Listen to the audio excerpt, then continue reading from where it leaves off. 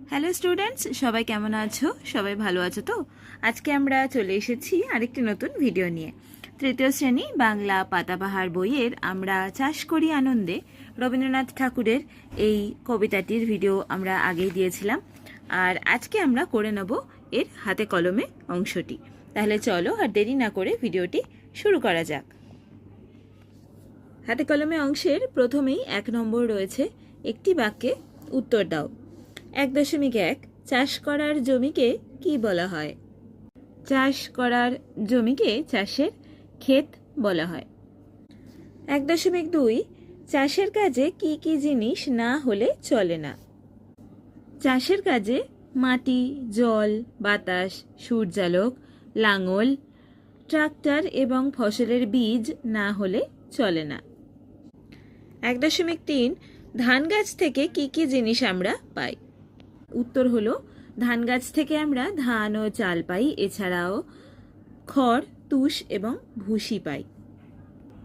1.4 সকল ধরা হেসে ওঠে, এখানে ধরা শব্দটির অর্থ কী?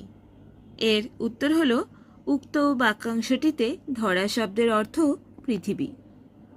1.5 ধরা শব্দটিকে অন্য অর্থে ব্যবহার করে একটা বাক্য লেখো। এর উত্তর হলো, ধরা দিয়ে একটা বাক্য আমি লিখেছি, দেখো।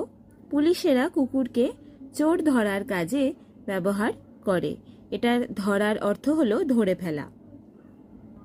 1.6 পুলক শব্দটি দিয়ে একটা বাক্য রচনা করো। পুলক শব্দটি দিয়ে আমি 2টি বাক্য রচনা করে দেখিয়েছি, তোমরা অন্যও করতে পারো।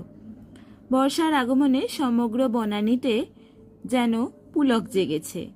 আরেকটা বাক্য হলো, পুজোর ছুটির কথা ভাবলেই প্রাণে পুলক জেগে ওঠে। পুলক কথাটার এখানে অর্থ হলো খুব খুশিতে ভরে ওঠা। 1.7 অঘ্রাণ মাসটির পুরো নামটি কি? এর উত্তর হলো, অঘ্রাণ মাসটির পুরো নাম হলো অগ্রহায়ণ। এবারে চলে এসো 2 নম্বর, শূন্যস্থানে ঠিক বর্ণ বসিয়ে শব্দ তৈরি করো। এখানে আমাদের একটা করে বর্ণ বসাতে হবে, সেটা কবিতা থেকে খুঁজে বের করতে হবে। প্রথমে আছে দন্তস্ব, এটা হবে নয় ধয় একার, তাহলে হয়ে যাবে সন্ধে। তারপরে আছে গ, এটা দন্ত নয় ধয়, লিখলে হবে গন্ধ। তারপরে আছে বৈরি, আমরা লিখি পেটকাটা মধ্যনশয়টায় হস্যি, তাহলে হয়ে যাবে বৃষ্টি। এটা তালা বসে হস্যি আছে, আমরা পেটকাটা মধ্যনশয় লিখবো, এটা হবে শীষ, ধানের শীষে সেই শীষ। এটা হয়ে যাবে অঘ্রাণ, ঘয়রফলা আকার।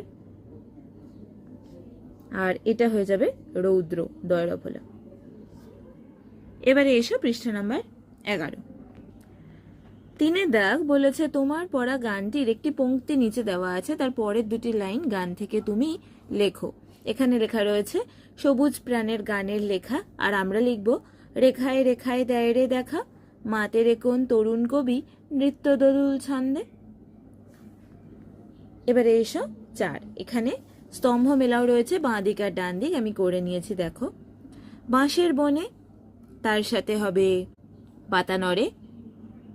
খ সকল ধরা হেসে ওঠে, বাতাস ওঠে ভোরে ভোরে, চষা মাটির গন্ধে, মাঠে মাঠে বেলা কাটে, সকাল হতে সন্ধে, আর ধানের শীষে পুলক ছোটে। এবারে 5 রয়েছে, শূন্যস্থান পূরণ করো। 5.1 সুর দিয়ে গাওয়া হয় গান, আর রেখা দিয়ে যে কাজ করা হয় তা হলো ছবি আঁকা অথবা লেখা। 5.2 অঘ্রাণ মাসের আগের নাম হলো কার্তিক মাস। 5.3 অঘ্রাণ মাসের পরের মাসের নাম হলো পৌষ, আর অঘ্রাণ মাস হেমন্ত ঋতুর মধ্যে পড়ে। 6 এখানে বিভিন্ন পেশার কথা বলা হয়েছে, যারা যে কাজ করেন সেই অনুসারে তাদেরকে কি নাম দেওয়া হয়। যারা চাষ করেন তাদের চাষি বলে, তাহলে যারা কবিতা লেখেন তাদের বলে কবি। যারা কাঠ দিয়ে খাট, চেয়ার, টেবিল, আলনা, দরজা, জানলা বানান তাদের বলে ছুতোর। যারা ইটের বাড়ি বানান তাদের বলে রাজমিস্ত্রি। যারা মাটির বাড়ি বানান তাদের বলে ঘরামি। যারা মাছ ধরেন তাদের বলে জেলে। এবারে এসো পরের 12 নম্বর পৃষ্ঠায় যাওয়া যাক। 7 দেখো বলেছে, নিচের বাক্যগুলির দাগ দেওয়া অংশে কোনো না কোনো কাজ বোঝাচ্ছে। তুমি গানটি থেকে এমন আরও কয়েকটি কথা বের করে নিচে লেখো যা দিয়ে কাজ করা বোঝায়। এখানে কয়েকটা দেওয়া রয়েছে, দেখো। রৌদ্র ওঠে, ওঠাটা একটা কাজ। বৃষ্টি পড়ে, পড়া একটা কাজ। পাতা নড়ে, নড়া একটা কাজ। চাষ করি আনন্দে, চাষ করি একটা কাজ। আমরা আরও কয়েকটা তুলে নিয়েছি, যেমন বেলা কাটে, কাটে একটা কাজ। বাতাস ওঠে, এটাও একটা কাজ। গানের লেখা, লেখা একটা কাজ। দেয় রে দেখা, দেখা কাজ। মাতে রে, মাতে একটা কাজ। পুলক ছোটে, ছোটে একটা কাজ। আর হেসে ওঠে, ওঠেও একটা কাজ। তাহলে এগুলি হলো ক্রিয়াপদের উদাহরণ। এইবার 8 বলেছে, সারাদিন বৃষ্টি হলে তুমি দিনটা কিভাবে কাটাবে, নিচে তার 4 লাইনে লেখো। এখানে আমি 5-6 লাইনে লিখে দিয়েছি, তোমরা অন্যভাবেও লিখতে পারো। সারাদিন বৃষ্টি হলে আমি সেদিন স্কুলে যাব না। সেদিন আমি শুধু নানান ছবি আঁকবো। রাস্তার জমা জলে কাগজের নৌকো ভাসাবো। রাস্তায় জলে ভেসে আসা মাছ ধরবো। দুপুরে খিচুড়ি আর মাছ ভাজা খাবো। রাতে বৃষ্টির সুরেলা শব্দ শুনতে শুনতে ঘুমিয়ে পড়বো। আজকের ভিডিওটি তোমাদের কেমন লাগলো আমাকে কমেন্ট করে জানাও। আশা করি এর হাতে কলমে অংশটি করতে তোমাদের আর কোনো অসুবিধা হবে না। আজকের ভিডিওটি যদি তোমাদের ভালো লেগে থাকে তাহলে অবশ্যই কিন্তু চ্যানেলটিকে তোমরা সাবস্ক্রাইব করে দেবে। আর আগামী ভিডিও নোটিফিকেশন পেতে গেলে তো তোমরা জানোই, বেল আইকনটা কিন্তু সাথে সাথেই টিপে দিতে হবে। তাহলে আজকের ভিডিও এখানেই শেষ করি। সবাই ভালো থেকো।